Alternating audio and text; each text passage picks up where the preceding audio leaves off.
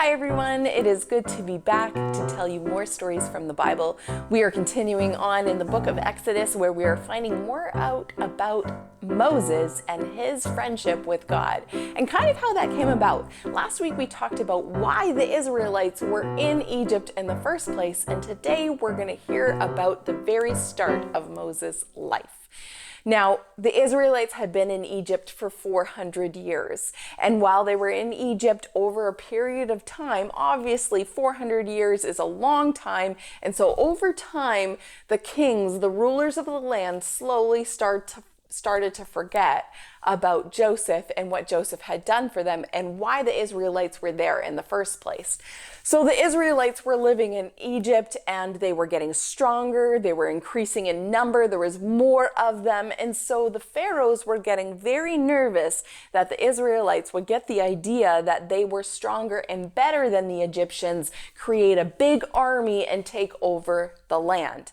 Now, in order to stop them from doing that, he decided to use them as slaves, which means that he was having them do work that they weren't paid for, that was hard, and that nobody else wanted to do. It was just terrible, terrible work, and they were not treated very fairly as people. So they were living in the land 400 years, and they were getting stronger. Despite them being slaves, there were still more of them being born, and they were getting stronger. I mean, they were doing these hard labor jobs where they were building these huge buildings and carrying around big rocks and taking care of animals, and they were getting stronger and bigger and more of them. And so the Pharaoh got really scared, and so he came up with an awful plan to stop them from getting any bigger. And so he told them that they couldn't have any more babies, and if they did have any baby boys, that they had to kill them.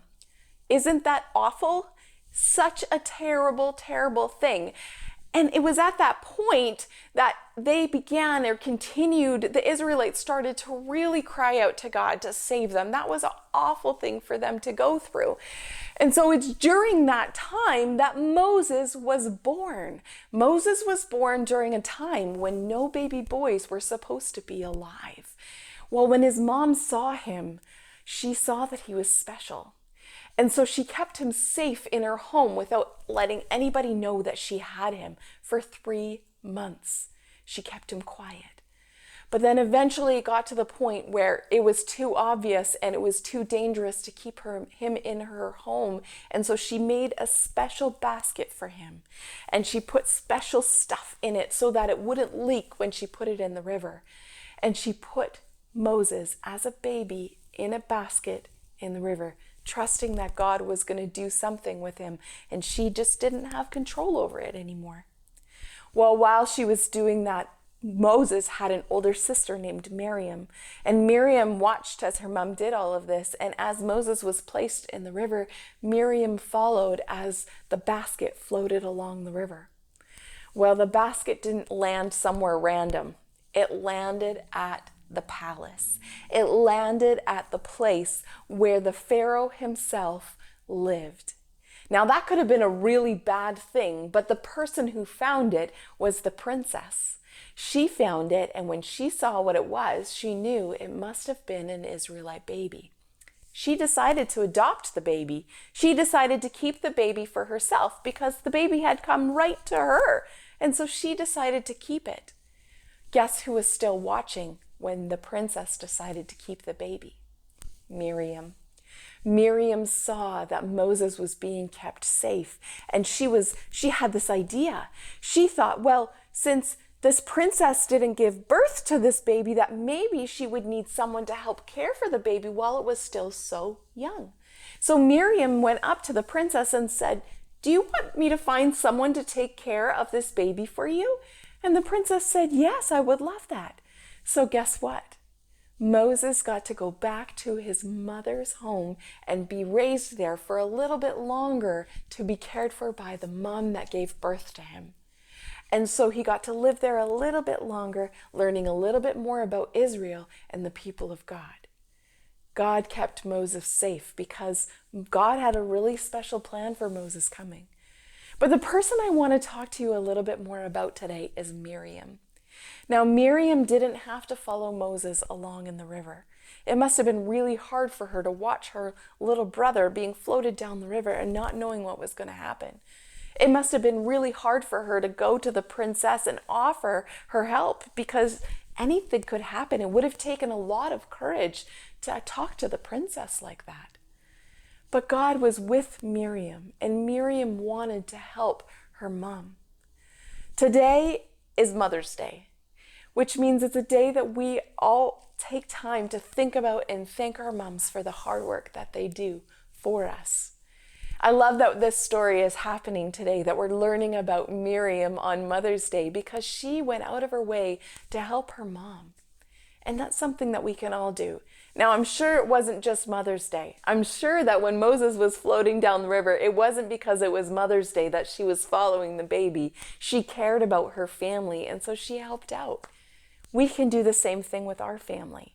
We can help out our moms and our dads and the people that take care of us, because God has placed us in a family to love one another and to care for one another. That's why we're in a family, to love each other and care for each other and help each other. Miriam helped her family, and you can help yours. Can you think of a way that you can help your family today? Something that you can do that will be honoring and helpful, especially to your moms, since today we're talking about moms. I bet you can think of a way, something creative, to help your mom out today. It's been good telling you a story from the Bible. Next week, we're going to find out a little bit more about Moses and what he was like when he becomes a grown-up. I'll talk to you later, everyone. Bye.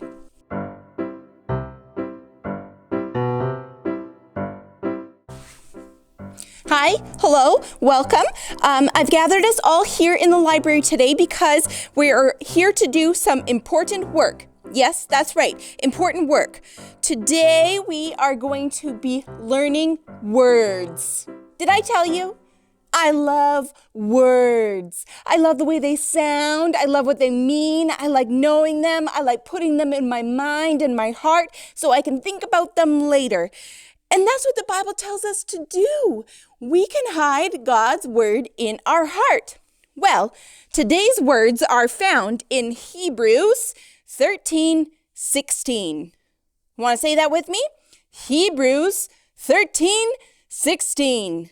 Now, this part is important. Listen to this. Don't forget to do good. Well, that's easy enough to remember. Don't forget to do good. Okay, what's the next part? Don't forget to share with others. Oh, that's important too.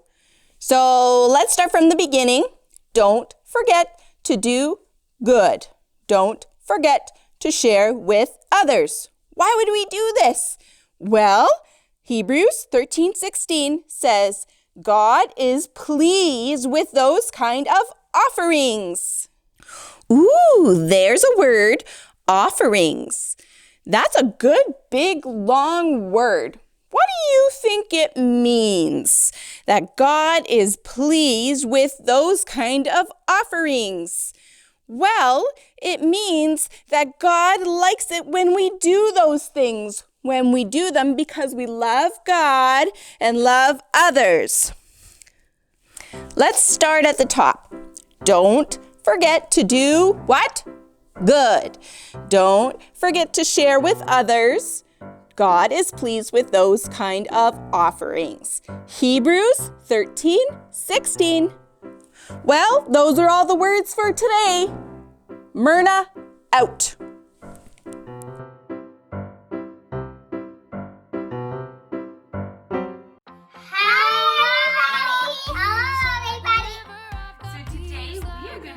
Floating some boats, just like Miriam floated baby Moses down in a basket.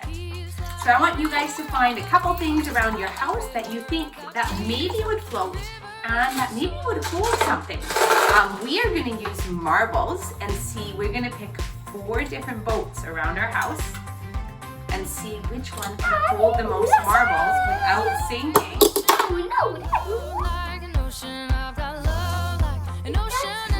Oh, the teacup floats. Okay, so let's see how many marbles we can put in it. Okay.